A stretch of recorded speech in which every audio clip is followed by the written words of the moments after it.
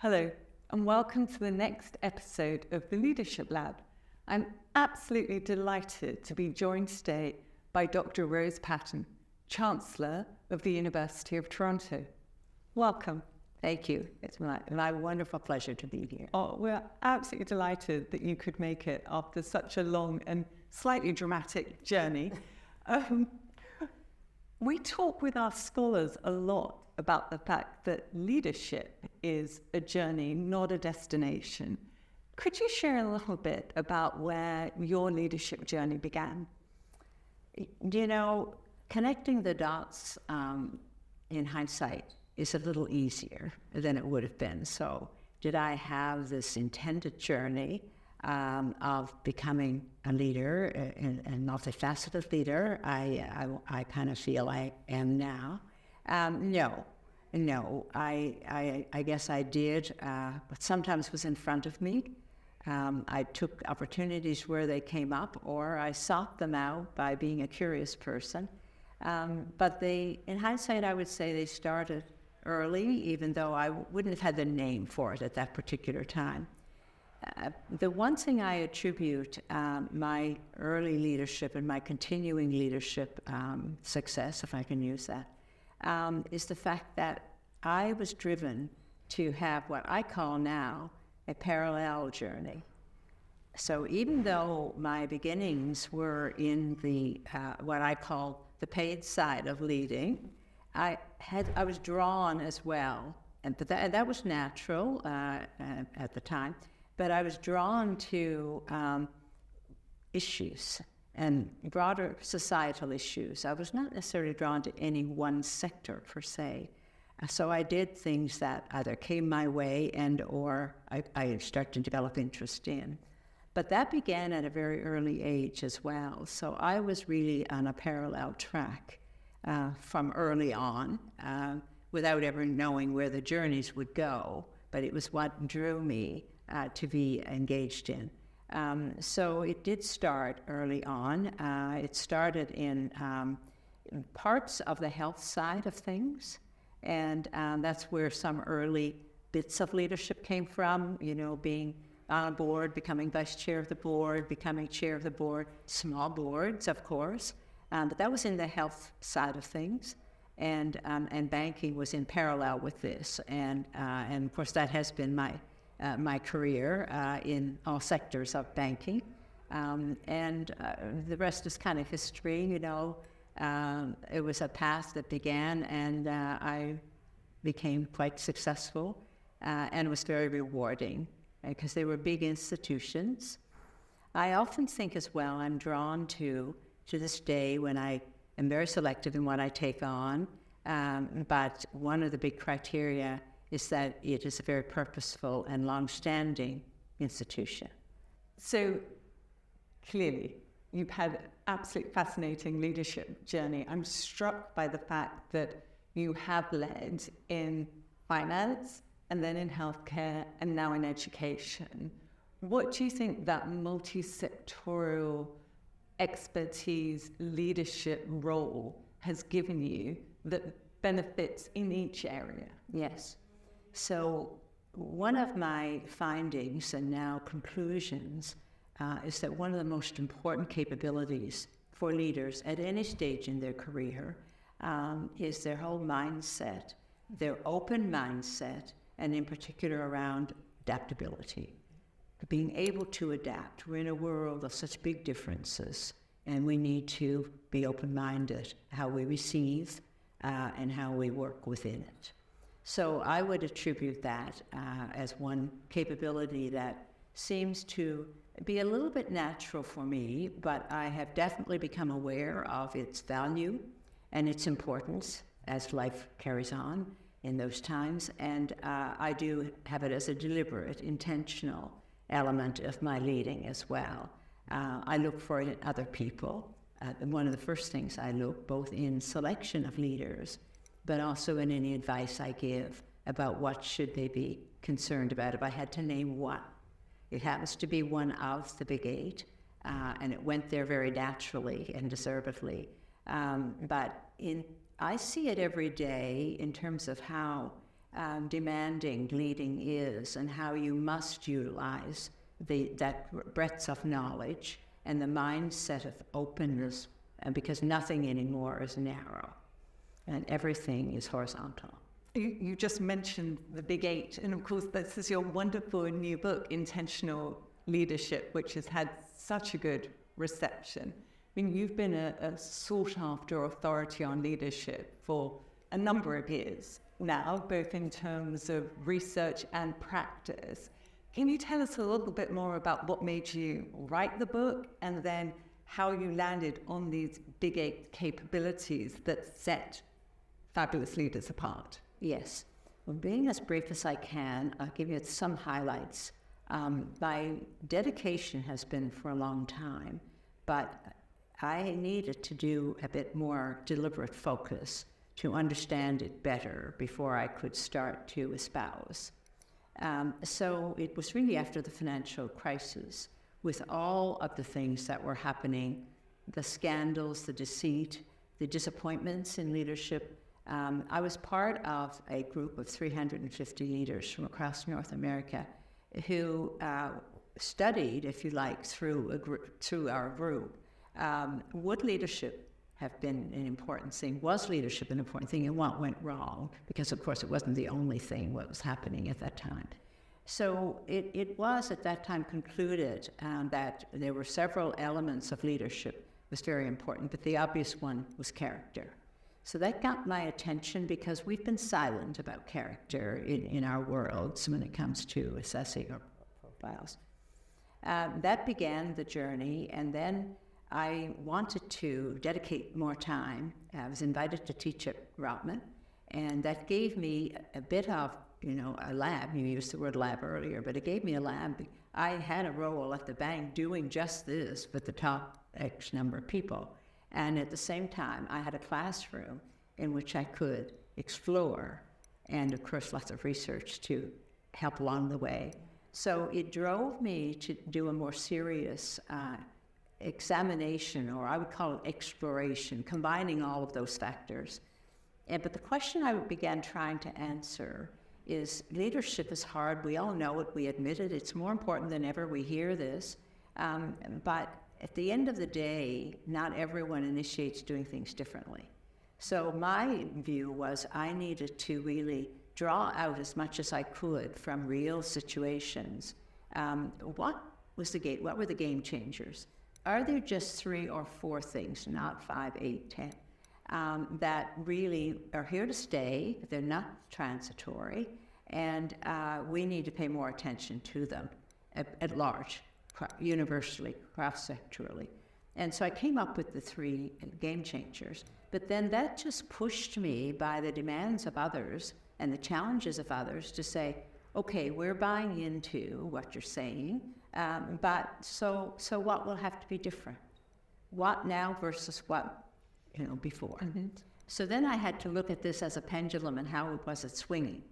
And so the conclusion, fast forward, it became that the human side of leading had not been in the spotlight as much as others that I have observed.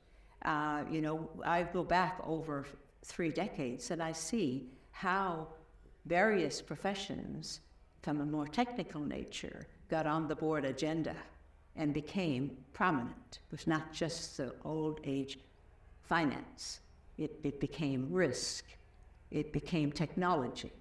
It became the community at large, social giving. There were a lot of things that started to emerge, but leadership for more senior levels in particular was not on the agenda nearly as much. So I began to say, okay, it's the human side, and developing others is your obligation. It's your obligation to make heroes of others. You're the navigator. And so that's where I began exploring those, but they sound good until you better test them. Yeah, really, with real leaders and real time and other inputs. So that's really where the concept of which are the capabilities, that was my second question. My third, and I'll go back to the capability, but my third then became, but then this is good, we know what it is that no one is exempt from as our world unfolds. We know that these capabilities, the human side of leading, are important, but what will persuade leaders to consider renewal? Well, accomplished leaders who feel they've done just fine. What will persuade this? And so on the capability side, I didn't have a number in mind. Adaptability emerged from different reasons I've mentioned. The concept of renewal became clear and very definitive. The concept that I call certainty of character, which is not about lying and stealing and such extreme things. It is about the fabric of you. It's around your values. It's around the inclusion and treatment of other people. There's a lot of things. So in my book explains what to look for in leaders. And so they began one by one, but then there seemed to be a pattern. And the pattern was there were really 3 clusters that I was starting to shape. One cluster was what I call mindset.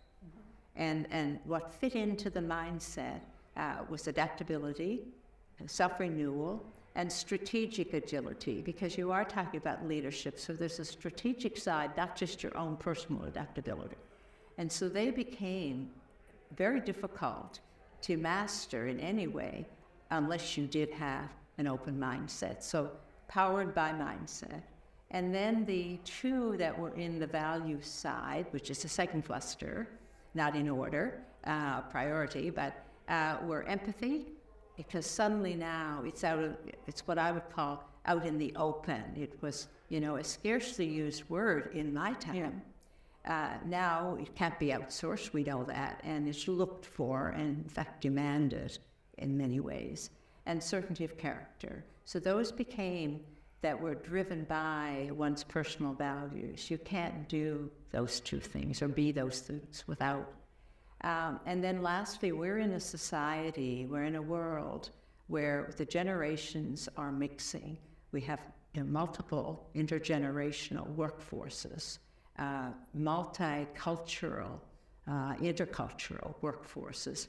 And this is bringing to us, a whole new set of abilities that are needed to tune into those differences. Even if you're not ready yet to do something about them, you need to be able to tune into them. So to me, it began a little bit more horizontal view as opposed to a vertical view, and the whole concept of connecting with others, your ability to connect with others. And you could see how they weave together, because to connect well, you need empathy. To connect well, you need an open mind. So there's a lot of stuff in the book and stuff we did that will show you how we made those connections. But I couldn't make it 7. I couldn't make it 6. I really tend to like the number 5. I just couldn't, because those 8, on the connecting side, it was about collaboration. And when I speak of collaboration, we have seen collaboration in many ways building and improving over years. But it's sometimes for the wrong purpose. Collaboration is not about gaining consensus. It's about having a better outcome because of the inputs and collaboration from others. The other favored really now from my classes by others is also contextual communication. This moves us from just explaining the what we're going to do now as a leader to the why we need to do this. So it's giving the context much more than just the direction or just the to-do. And then, of course, the big one is developing others. So in that little bit of time, I've tried to give you the snapshot of the 8, the 3 underlying clusters, and why I couldn't make it 7, because I can't make it just 3 clusters. Yeah, that makes perfect sense. One of the things that I was struck by reading the book was the concept of defining moments. Yes.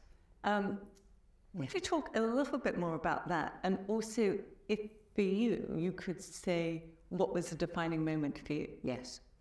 So on the defining moments side, that did emerge from the writing of the book as opposed to a concept that I had had and that I've been teaching before I began writing the book. It emerged in a couple of different ways. We tend to have, all of us have those. We don't tend to reflect as much as we should on them, so we don't even thinking about defining moments. In fact, I'm doing it in my class now, and people are having these kind of awakenings just because they're giving 5 minutes to every defining moment, which can be a breakthrough or it can be a setback. But there's learning there if you reflect on it. So on the defining moments side, where it started to really crystallize for me, were actually when I was writing the book and I invited the 10 leaders to talk about, and it was a bit of magic because I didn't want it to make it a interview questionnaire kind of thing. I didn't want to in any way influence their thinking by what I might be writing about. So I just gave them a frame and then let them talk based on their defining moments. So that's how it was born, because I said to them, you know, look, you've done this, you've done this. I was very impressed, and my choice was based on the fact that each of them, if you also would notice, they've been in different industries. So call it bias, but it was also something that I believe is valuable. So it started to emerge to say, when did you have a time where, you know, you suddenly had a wake-up call? And we would have that kind of a discussion. And so they, in the book, there's a lot of their own defining moments, which actually did translate into what I was finding through other means of the Big Eight. And the human side, we had the focus. So that's where defining moments was born. Now I'm teaching it at Rotman as part of this intentional leadership. And it's just unbelievable how it's awakening people and engaging people. So it's a good thing for us to reflect, but we don't do enough reflection. My own defining moment, oh my, I've had so many. I wouldn't know which one to pick, but I would say just 2 biggies for me was early in my career. I was in the area of banking and trust, and I was chosen at the time to set up operations in banking in the Far East. And I had no real experience in multicultures other than what I was seeing in the workplace as it was emerging at that time, but that's still quite some time ago. And so while there, you know, you learn, you might say the hard way, but you do learn the importance of an open mind to different practices, different mindsets. So that's when you begin to go into the principles behind things as opposed to actual practice, because it differs based on a lot of things. Learning that real time and having to fix it real time, you know, drawing conclusions too quickly, was a big learning experience, but it taught me even more so the value of the adaptability and the open-mindedness. So I would say that is one. The other one won't surprise you. It was when I became chair of the Governing Council of the University of Toronto, and I had to set in motion the replacement of the president. And that was in the first week I became chair. Ouch. Now, in my world of banking, if you look at the positions I held, it's what I did. So it was not like I should do this, but that's banking. And this is an academic center with all kinds of elements to it that differs from banking, of course. So that was a big learning time, the outcome of which I became so aware of the importance of consultation and what I call multiple source input to decisions, to choices, to selections, that single-handed or even two of. You know, we've come from a world where we have kind of one level, two level makes the decision, yeah, and sometimes it's only one level, but often it can be two. This taught me the value of consultation, of varying inputs, varying levels of knowledge, because you have quite a diverse group when you put together a group for a committee of this nature. And so this was a wake-up for me as well. I learned quickly that this is how it's done, and this is how, and I respect it because I was seeing the value. So within that context, I began to think, we need to do it this way. Other organizations. So using it just for the selection of talent, for example.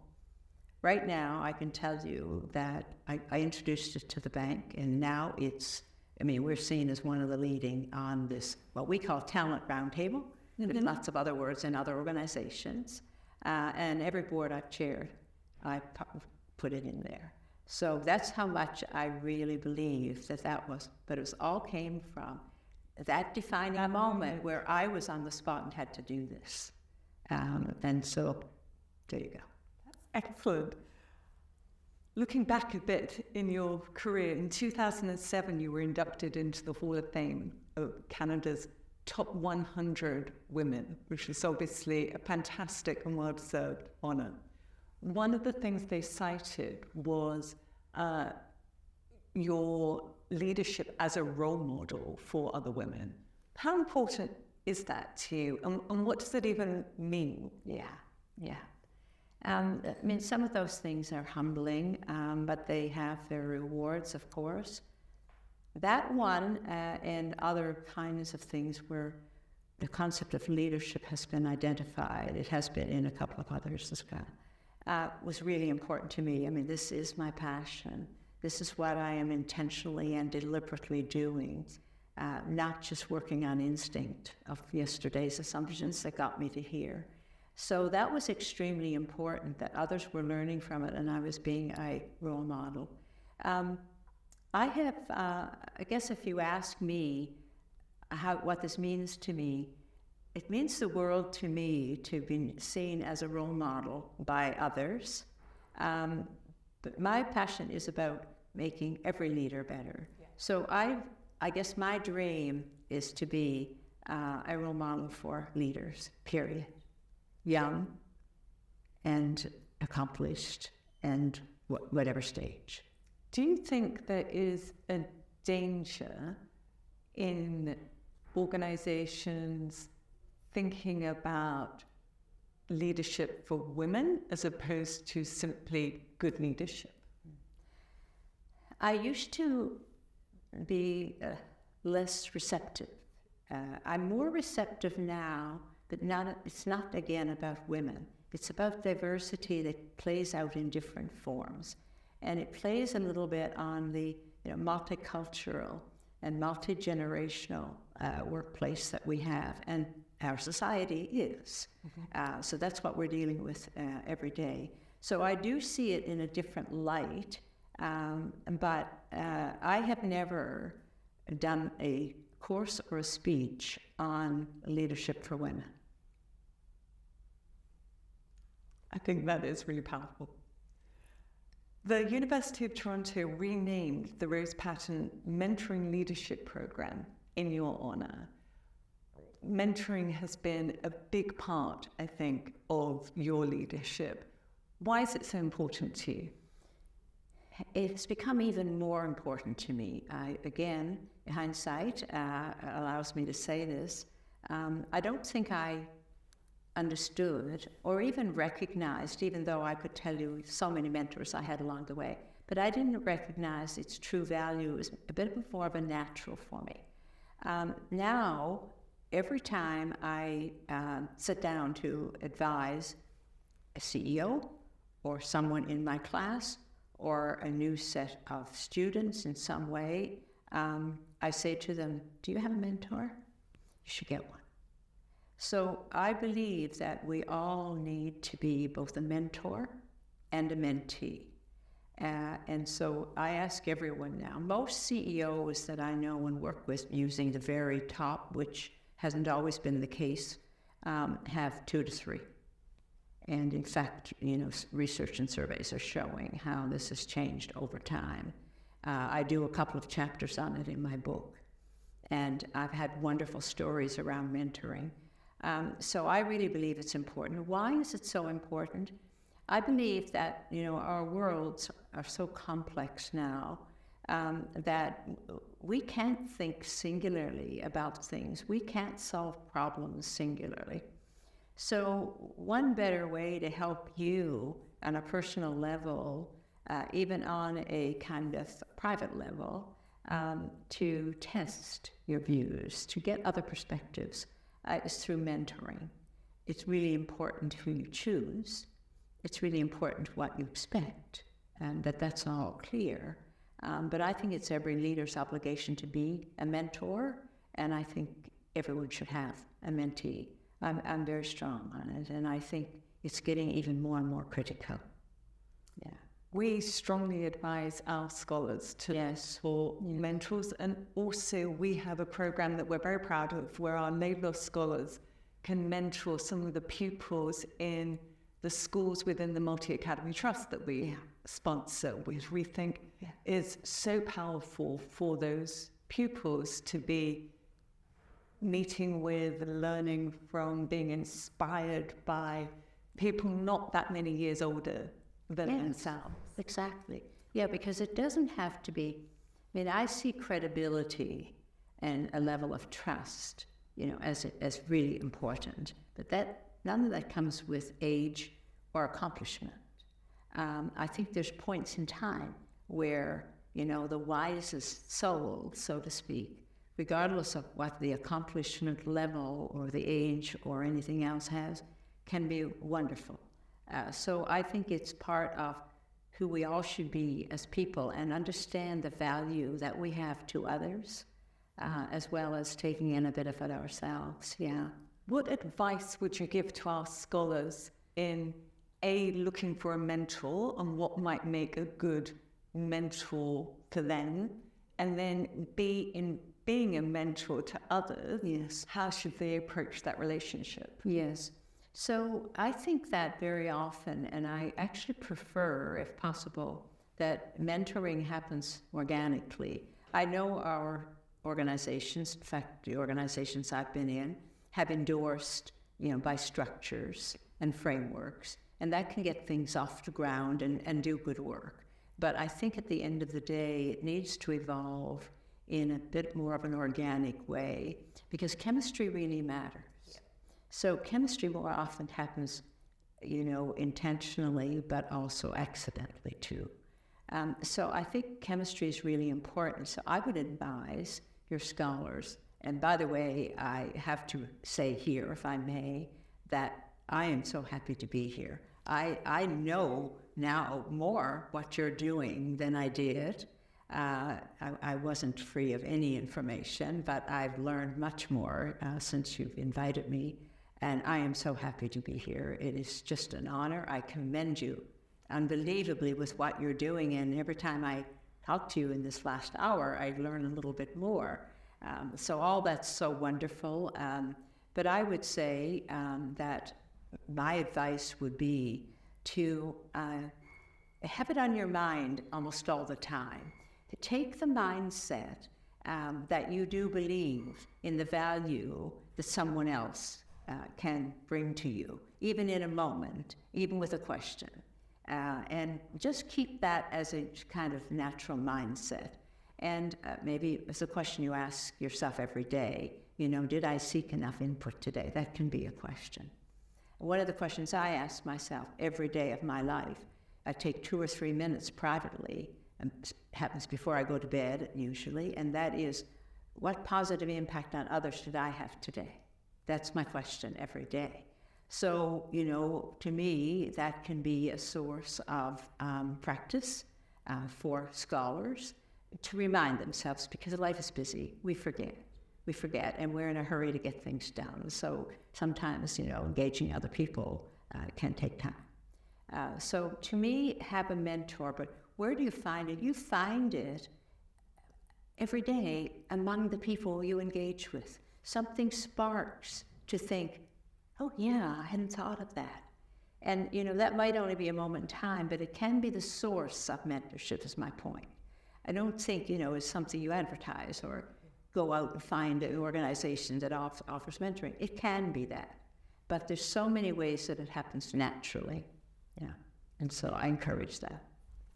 Your comment reminds me of something that Dame Professor Sally Mapstone, who you may know, the Vice Chancellor of St Andrews, said. Yes. She asks herself every morning, what am I going to do today to fight injustice? And I love that as a mantra. Yeah.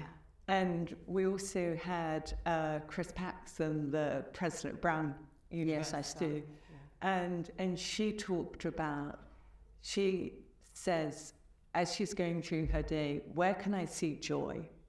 What am I finding around the campus, in my relationships with students that can bring joy? Yeah. Do you have any mantras that you say to yourself at the beginning of the day, so that when you reflect at the end of the day, you work through that? I would say yes, but truly in the sense that it's a bit from the day before. So it's in the context of how can I be better? Right. And so the answer to my serious question tells me tomorrow that will be my focus. I'll watch for this. So not every morning kind of on its own. Yeah, in starting the day. It's influence. You mentioned in an address a little while ago that actually one of the joys of being Chancellor is that you get to meet amazing leaders in every sector and from all over the world. I don't want to put you on the spot and ask you to name somebody who was particularly memorable or dazzling, but are there traits in some of these incredible people that you meet that really stand out for you? If there was one sentence, I would say, it is being impressed and also being extremely curious about how far-reaching their impact has been. So, in that group that you refer to, you are right, it's from all over the world. The context often is, the number of honorary degrees that we select each year, and that's a committee. Of course, it's not one person, but I chair that committee. And so there's 8 or 9 questions we would ask about that individual beyond what the CV might say. And so it is about impact. It's about, as well, not a one-time. It's about sustainability over time. That would be part of it as well. But even today, when I began an advisory kind of talk or session with a senior person, but could be anyone, I say first to them, what impact would you like to tell me about? And what they choose tells me a lot about that person. That is so interesting. And so I do that all the time. Even my CEO at the bank, whom now I'm a special advisor to this day, I still say to him every time we meet, okay, what's your most recent impact? And I want to see what he chooses. I love that. Do you have a couple examples that you could give of impact without necessarily saying it? Well, I would say one of the most endearing ones, not necessarily from him, but sometimes from people, is that either they've learned now because they're a bit on the spot with me, or else it's become a way of thinking, which I hope it is the latter. But it wouldn't be unusual for someone to tell me a story of some unusual situation that they had, which I would then be able to say, well, you were inspiring in this, you inspired this person. Do you realize what you did to this person?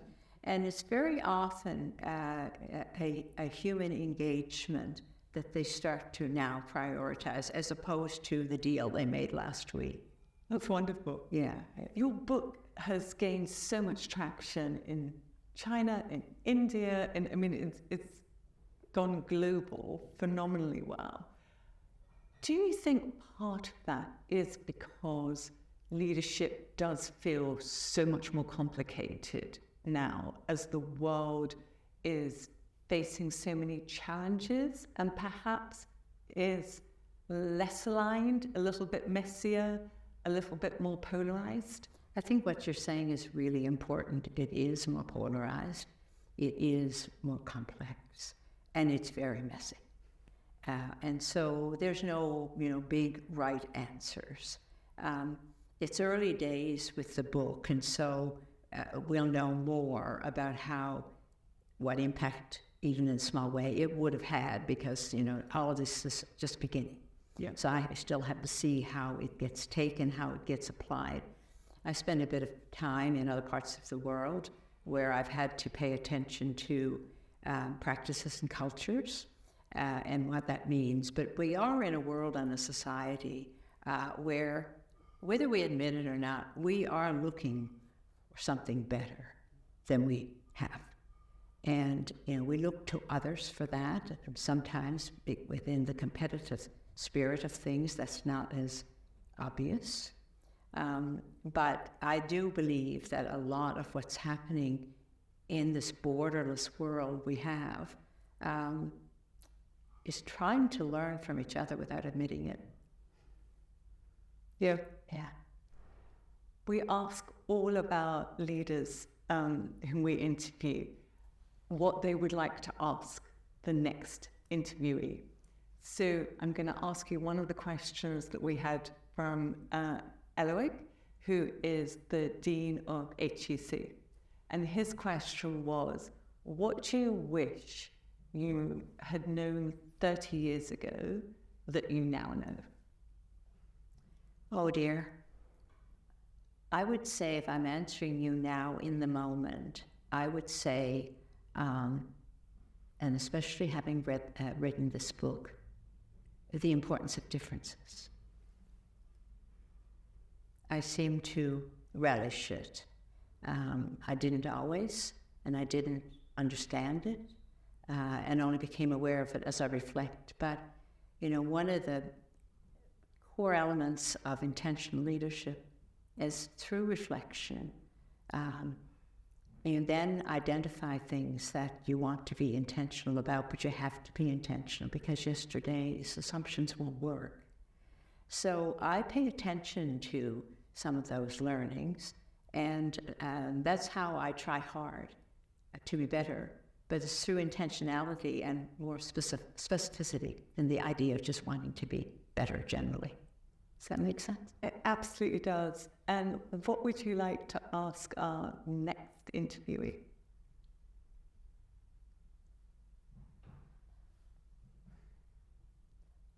What do they do for renewal? Brilliant question.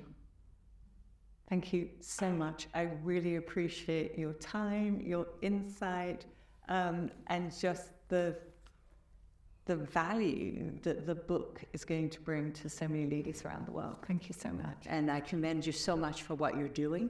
I think the world should know more about it in a little more depth, because I think you're hitting on so many critical, relevant, just-in-time things. Thank you. It's my pleasure.